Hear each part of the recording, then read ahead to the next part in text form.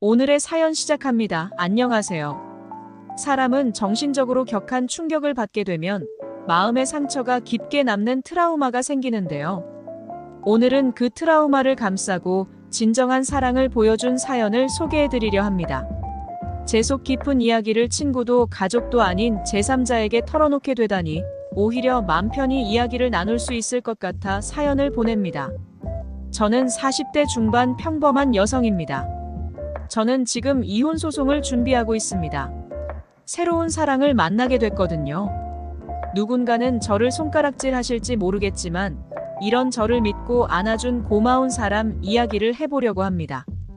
제 남편은 밖에서는 아주 자상해 보이는 남자입니다. 남들 앞에서는 호기롭고 재미있는 성격으로 인기도 많죠. 친구도 모임도 많지만 꼭 집에는 들어오는 모습에 다들 사랑이 넘치는 아내 바보가 아니냐고 묻습니다만 그렇지 않습니다. 남편은 술을 마시면 집으로 돌아와 손과 발을 써가며 손찌검을 하고 강제적으로 부부간의 사랑을 일삼는 사람입니다. 이유는 다양합니다. 그냥 오늘 쳐다보는 눈이 마음에 안 들어서 모임에 나갔더니 어린 여자가 추파를 던지는데 제가 집에 있는 게 마음에 안 들어서 등등 이유도 참 많죠. 어린 나이에 결혼해서 낳은 하나밖에 없는 아이는 기숙고등학교를 보내 아빠의 손찌검에서 벗어났지만 저는 아직 그러지 못했습니다. 다음 날이면 싹싹 빌며 다시는 그러지 않겠다고. 아이 결혼시킬 때까지는 참아달라고 한 게 벌써 세월이 이렇게나 흘렀네요. 이혼에 충격받을지 모르는 아이 생각에 입술을 꽉 물고 산송장처럼 살고 있습니다. 아침에 바쁘게 일어나서 남편을 출근시킨 뒤 저도 식당에 출근을 하는데요. 동네 사람들은 이미 다 아는 것 같은 눈초리라서 일부러 멀리 일을 나갑니다. 남들은 힘든 출퇴근길이라고 하지만 저는 오롯이 제 시간을 가질 수 있는 출퇴근 1시간이 소중합니다. 가게에서 일을 한 지는 3년 정도 되었습니다. 사장님이 사정을 알아 잘 봐주고 계십니다. 외진 곳이지만 단골도 많고 진상 손님은 없는 탓에 일이 아주 힘들지는 않아 좋습니다. 여느 때처럼 바쁘게 일을 하던 날 처음 보는 손님이 가게로 들어오셨습니다. 식사를 맛있게 하고 넉살 좋게 말을 붙이는 분이셨는데 그 이후로 쭉 단골이 되셔서 일주일에 3번이나 4번은 방문해 주셨습니다. 알고 보니 건너 상가에서 사무실을 차리신 분이라고 하더군요. 컴퓨터 가게를 하신다고 했습니다. 남편이 퇴근을 하기 전에 집을 얼른 들어가 밥을 차려야 해서 저는 저녁 전에 퇴근을 하는데요. 웬일로 술을 안 먹고 들어왔다 했더니 집에 와서 밥에다가 반주를 1잔, 2잔 하기 시작하더니 또 폭언을 하였습니다. 평소 같으면 그냥 참고 방에 틀어박혀 한숨이나 쉬었을 텐데 이러다 내가 답답해서 미치겠다 싶어 무작정 뛰어나왔습니다. 핸드폰도 지갑도 없이 나와 남편 따라온 도시락, 어디로 가야 할지도 모르겠어서 정처 없이 걸었습니다. 걷다 보니 가게였습니다. 마감 시간이라 사장님만 계셨고 문을 열고 들어갔더니 놀라시면서 얼른 들어오라고 하셨습니다.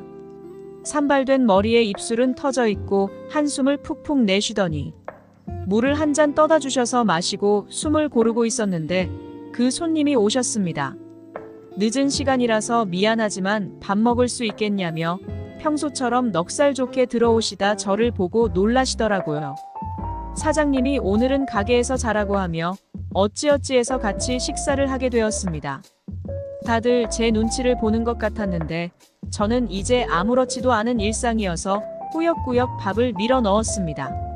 손님께서 조심스럽게 왜 이혼은 하지 않느냐고 물으시길래 아이가 있어서 그렇다 결혼만 시키면 할 거다라고 얘기는 했지만 진짜 할 수 있을까 마음이 복잡했습니다. 그날 이후 손님은 매번 올 때마다 제 상태를 살피고 말을 한마디라도 더 거시려고 노력하는 게 보였습니다.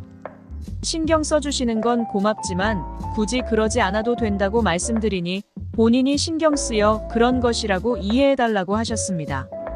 퇴근을 하고 집에 가려고 나오니 갑자기 가게 앞에 서 있던 차가 빵빵거렸습니다. 보니까 그 손님이셨는데 집에 데려다 주신다고 하셨습니다.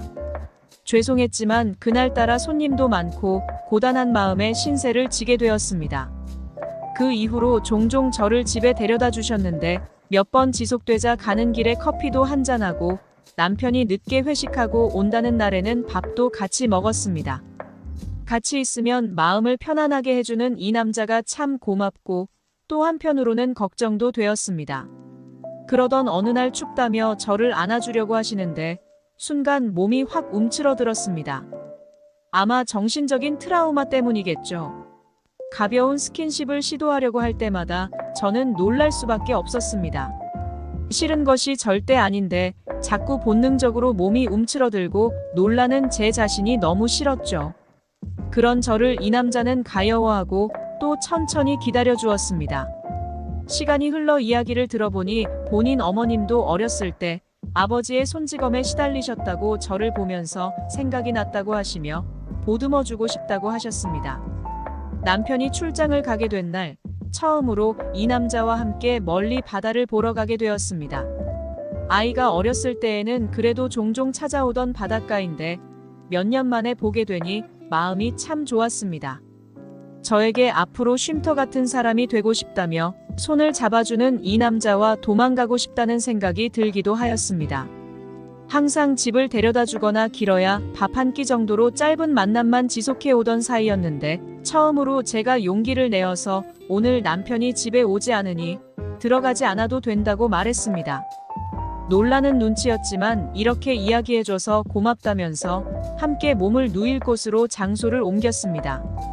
부드러운 입맞춤과 조심스럽게 사랑해주는 손길에 더 이상 화들짝 놀라지는 않게 되었습니다. 분위기가 무르익고 서로 하나가 될 순간이 찾아왔는데 순간 아차 싶어 불을 꺼달라고 했습니다. 제 몸에 있는 멍이나 상처들을 직접적으로 드러내고 싶지 않았습니다. 이야기를 듣더니 제 멍과 상처가 나 있는 곳곳마다 입을 맞춰주었습니다.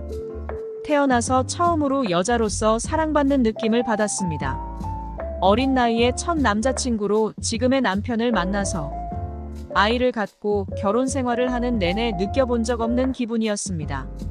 녹아내린다는 표현이 이런 거구나 싶었습니다. 그 사람의 품에 안겨서 잠을 자고 일어났을 때 저의 손을 꼭 잡으면서 이혼을 해보지 않겠냐고 물었습니다. 원래 결혼을 한 사람인지 모르고 마음을 주게 되었지만 알고 나서도 가는 마음을 멈출 수 없었다고 오랫동안 변하지 않을 자신을 믿어달라고 하더군요.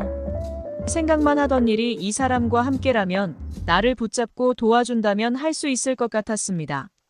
남편에게 이혼을 하자고 넌지시 이야기를 건넨 날도 저는 여지없이 아픔을 느꼈습니다. 하지만 이혼 소송을 위한 준비를 시작했습니다. 2년이라는 오랜 시간 동안 저를 기다려준 이 남자와 새 인생을 시작하고 싶습니다. 아무에게도 말하지 못한 이야기를 오늘 이곳에 소리쳐봅니다.